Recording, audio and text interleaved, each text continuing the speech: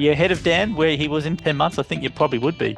In turnover wise, I'm not sure, but here on Yeah. out, I'm punching 500,000 for the year.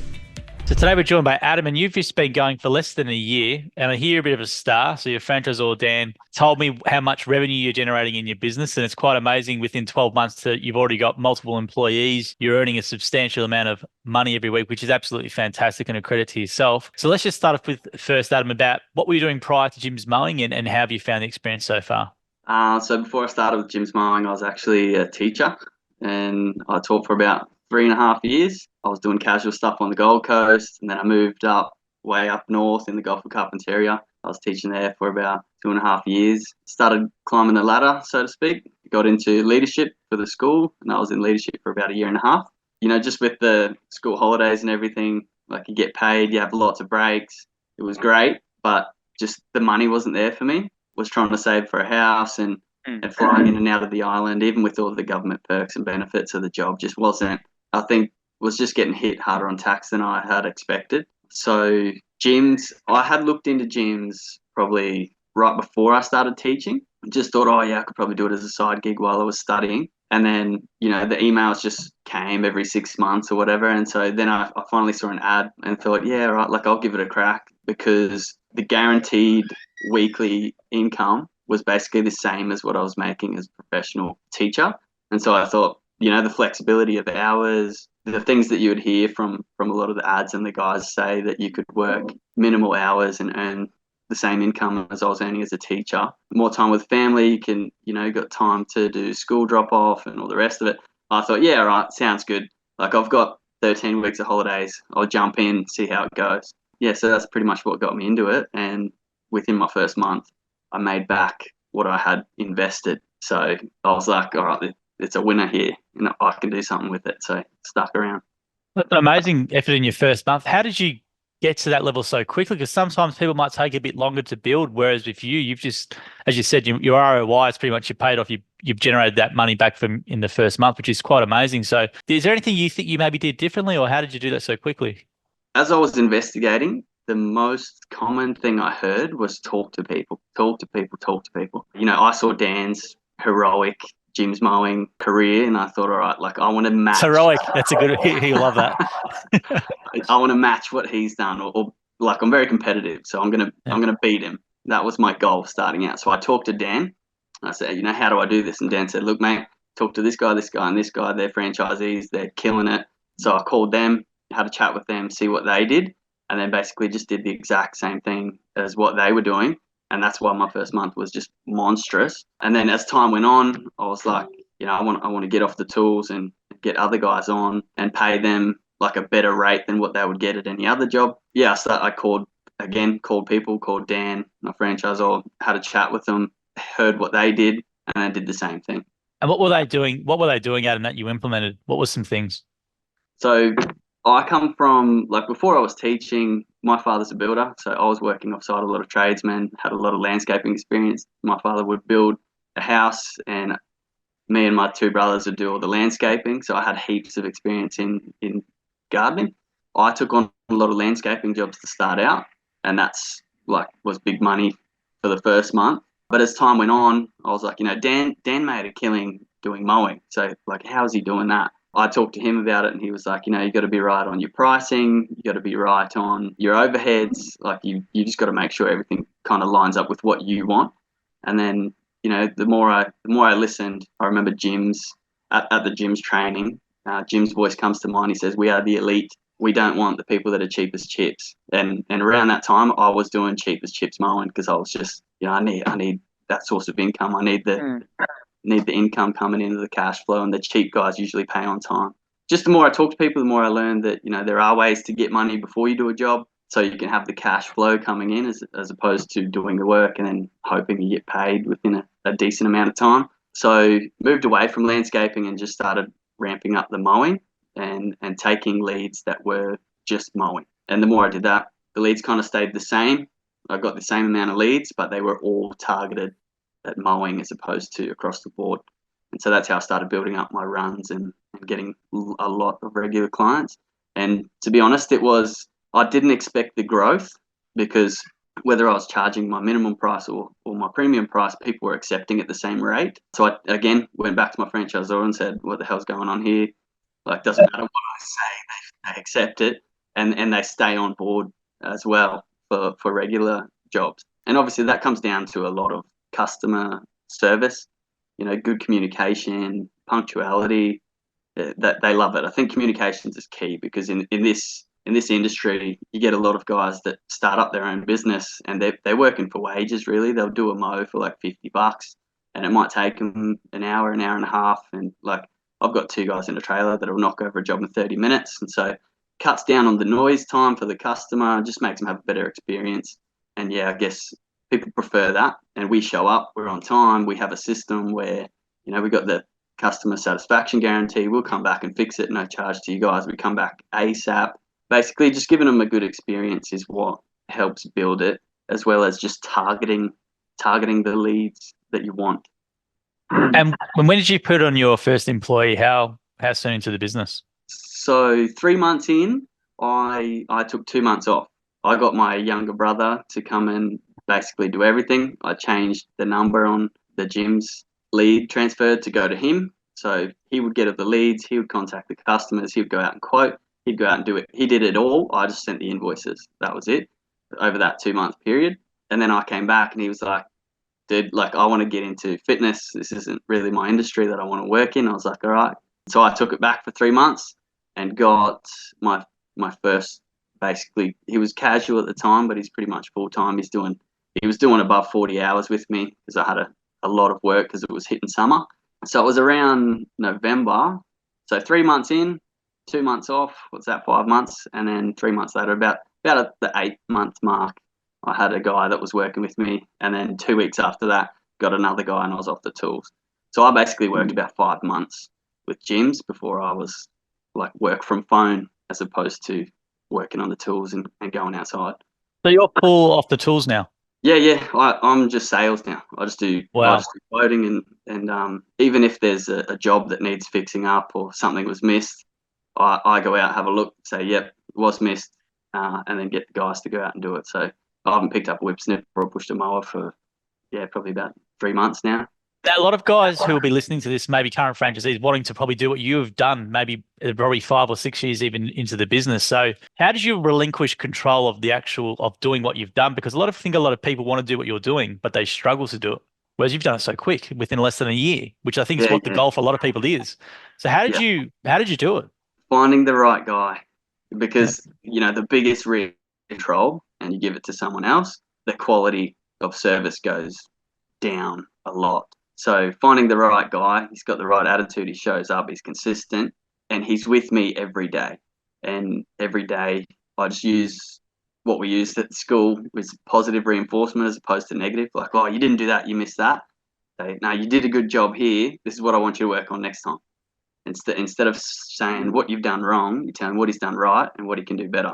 And that really gives them motivation, I guess, as well as giving them the vision for the company. So I said, right now it's just you and me, mate. But if you do a good enough job, I want you to be me.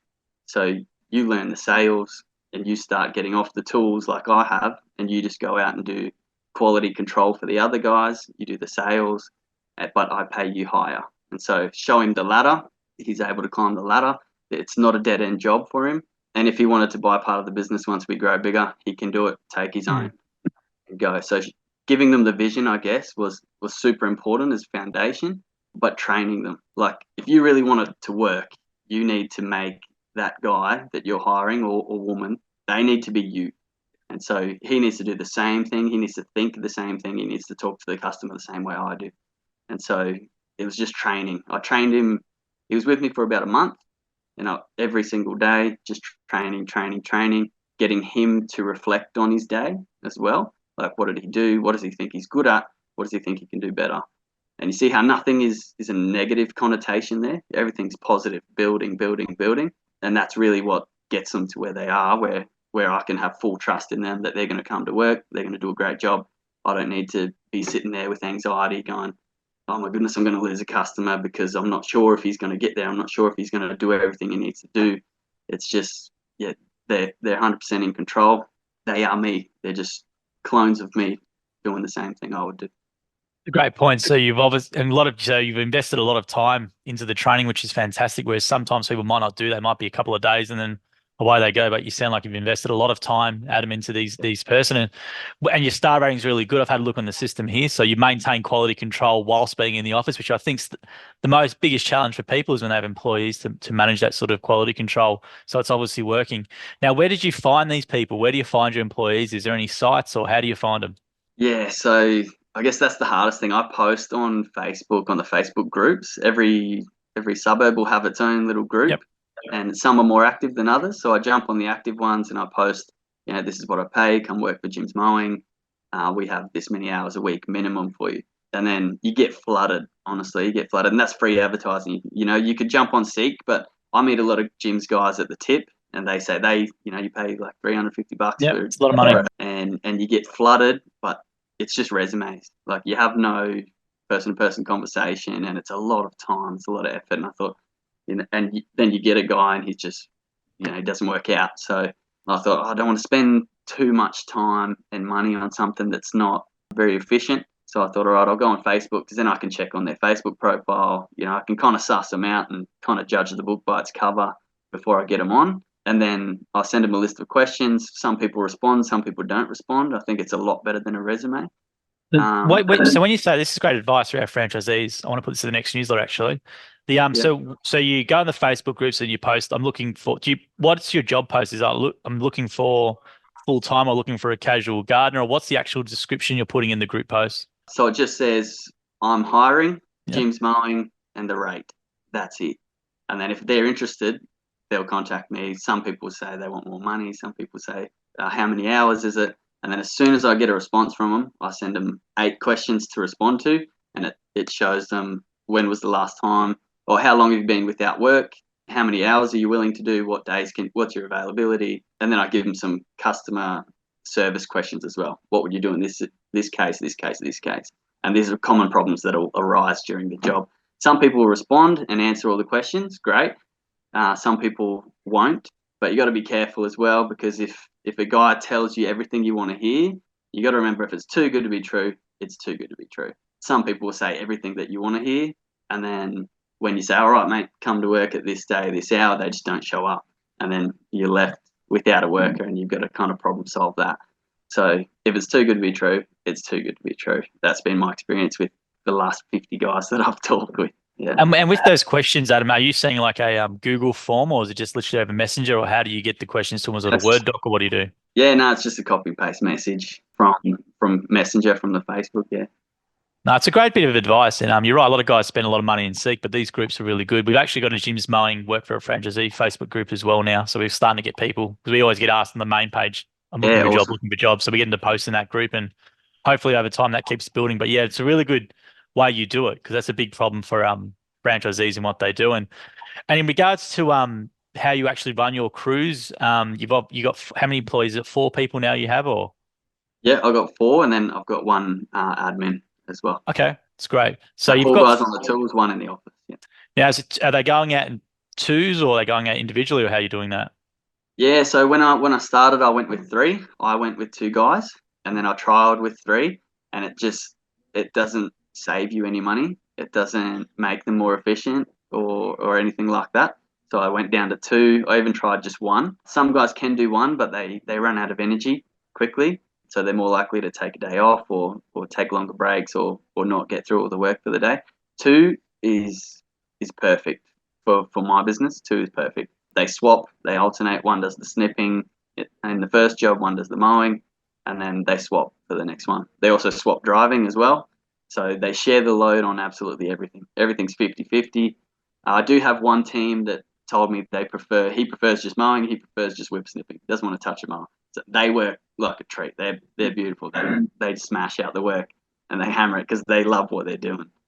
They don't need to share anything. They both understand each other. So also finding cohesiveness between the teams is super important. You got 2 guys on. I did have 2 guys on that they didn't like each other. So they would do half days because, they would have a blue and then one guy would leave the job and then the other guy finishes the work on his own, but they don't get through it.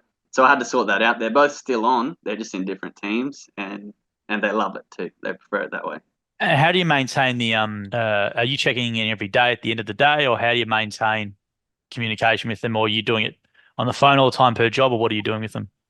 Yeah, so early on, it's very much daily. So in the morning, I'll be out there when they arrive to get the trailer and the gear. I'll be out there. I'll run them through three key things that they want them to focus on for the day, and it may be different per person. But I give the teams three general things for the company, and then if I have something for an individual, I'll just go to him one to one personally, so he doesn't share across everyone. I'll just tell him personally, look, mate, you got to work on this. I want you to focus on this because your goal is to get here. Like if you're not learning in my business, what are you doing? You're in a dead end job. And I don't want you to feel like that because I hated feeling like that when I was working. So I'd always try and give them that reinforcement that, there's a next level to this, dude. So if you work hard and you turn your brain on, you'll go to the next level with me because I want the business to grow past a couple $1 million. I don't want to sit down and go, yeah, I'm satisfied. Like I'm not satisfied. It needs to keep going.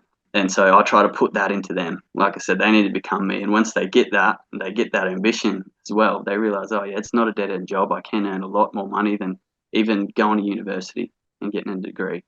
So I try to instill that. But yeah, in the mornings, definitely have a chat with them. In the afternoon, when they drop off the stuff, I'll have a check-in, like how was it? How do you like? The main issue with them is how did you like working with your partner? Your partner is like, they're the one holding your hand. They're the one pushing you in the back saying, keep moving. So if they're not doing that, you guys are going to fall off the wagon. So working with the partner is something I'll definitely check in with. But yeah, I tell them, call me anytime during the day if you got an issue. Give me a ring, and we try to sort it out that way.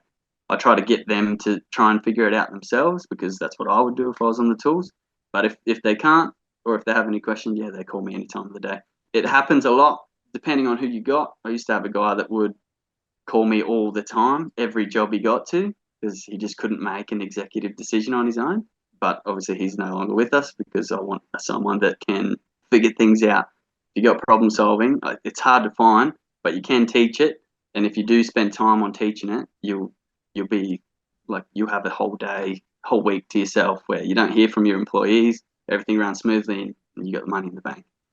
And how do you incentivize them purely by the thing that they can go to a higher level? Or is there something else you do have like a bonus structure in place for jobs completed, or how are you incentivizing their Yes, yeah. performance as well? Yeah, good question. I was actually missing that. So I tell them every day, or I tell them at the start of the week. So I know my numbers for the week. If my numbers are above what my minimum budget is, I'll tell them, I don't care how many hours you do. If you do more, great, I'll pay you more. But if you do less, say if you only do 10, 20, 25 hours this week, I'll still pay you the 38. And so that gives them the incentive. All right, we can go home at 1, we can go home at 12, and we'll still get paid until 4. Yeah, it does work. They smash it out too, and usually they're like, even on a week where they're hitting about 36, I'll still pay them 38. Like if it costs me a little bit more to keep that incentive and keep that motivation going, I'll invest in it because in the long run, yeah, it's going to pay off. Now, with your philosophy towards gear, what sort of gear do you give your teams, and what sort of checklists or procedures do you put in place for gear maintenance? Yep. So gear maintenance is on me. I prefer that just because I've had a few guys that have stuffed it up and cost me a lot of money trying to fix it. So gear maintenance wise, I do it every week. So usually on the weekend, I'll check the gear over, blades, oil changes, spark plugs, carby cleans, all that. Takes me probably an hour. I use the Honda self-propelled for every job. I know Dan has advised not to do it because, it's lighter to use other mowers and whatnot. But I find that the guys, they prefer using the self-propelled as opposed to pushing. So I try to keep them happy and just go with the self-propelled.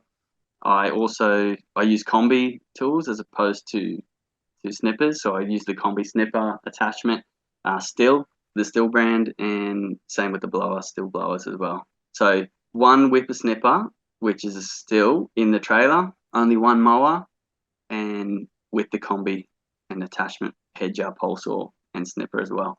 So I try to keep just 2 snippers because usually I find I have more issues with the whip snipper than I do with the mower. For me, the mower's easy to fix. You get the training that Jim's training on the mower, and that's pretty simple stuff, really. How did you find the training as a teacher when you came down here? Yeah, it was great because I had no business experience pretty much at all. So just learning the business mentality as opposed to the employee mentality was great because, like, as much as they teach you on the tools, like gardening is not a licensed trade. Like you don't need a license to work in it, so you can kind of figure it out and just improve yourself as you go. But the training in terms of the business knowledge was amazing. I would highly recommend it to anyone because I started out with no business knowledge, and now getting into it, it's like, yeah, I know a lot about business, and a lot of it comes from the things that Jim's Mowing in the business training said. Now, I know that sounds like, a plug and I'm plugging it, but, I don't get paid to say that. No one's paying me to say that. I'm not getting a commission for saying that, but I 100% back it, 100%. Like, even if I wasn't going into a franchise for gyms, I would still go to that training because everyone there has their own business and they tell you what works for their business. And if you take it on board and you keep the accountability measures with your business plan and your 12-point plan for your day and all the things that they tell you to do, like you find amazing success with it. 100%. Yeah. And what's your plan for your business overall? I mean, you've gone to a pretty remarkable level. Like a lot of guys might be franchisees or just looking and want to do what you've done, but they just can't do it. But you've done it so quick, which is amazing.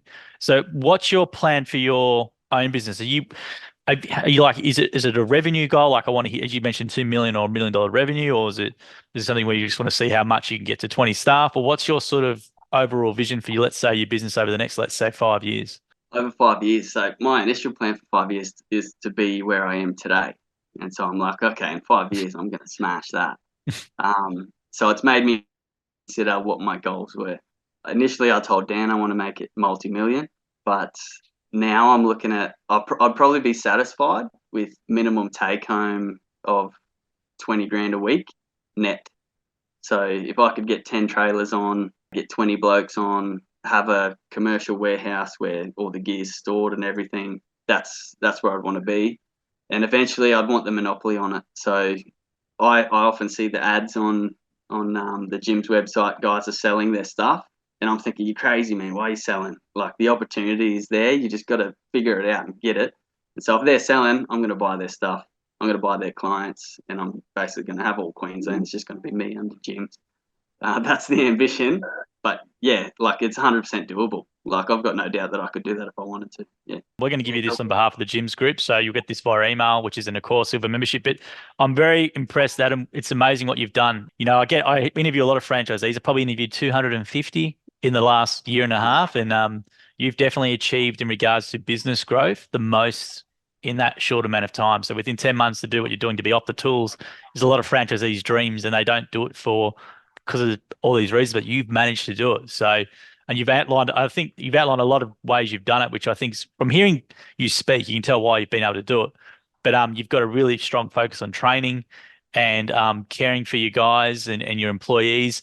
And you seem like you've got a really determined vision of where you want to be, and you've got that growth mindset, which is absolutely amazing. And I hope people listen to this and just go, it's amazing. Like we didn't go too much into your figures and stuff like that, but they can work it out how well you're doing. And absolute credit to yourself. And I'm looking forward to following in with you maybe in a year or two to get to that, to see where you are, because it's quite an amazing business you got. And I don't know, you're ahead of Dan where he was in 10 months. I think you probably would be. In turnover wise, I'm not sure, but here on out, I'm punching 500,000 for the year. So I'd say you would be. I'm not sure. Yeah, I'd say you would be. So not to rub it into Dan.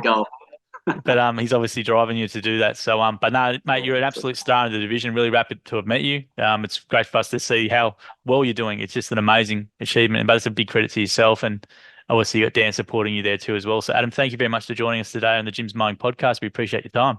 No worries, Joel. Thanks heaps. Thanks, Adam. See you, mate. Thank you for listening to the episode of the More Than Just Mowing podcast by Jim's Mowing. If you do need help with your local gardening expert, please give us a call on 131 546 for Australia, 0800 454 654 for New Zealand, or head to jimsmowing.com.au or jimsmowing.co.nz. If you liked what you heard, please make sure you leave us a review as well, wherever you consume your podcast. We appreciate your support. And until next episode, we hope you have a great week.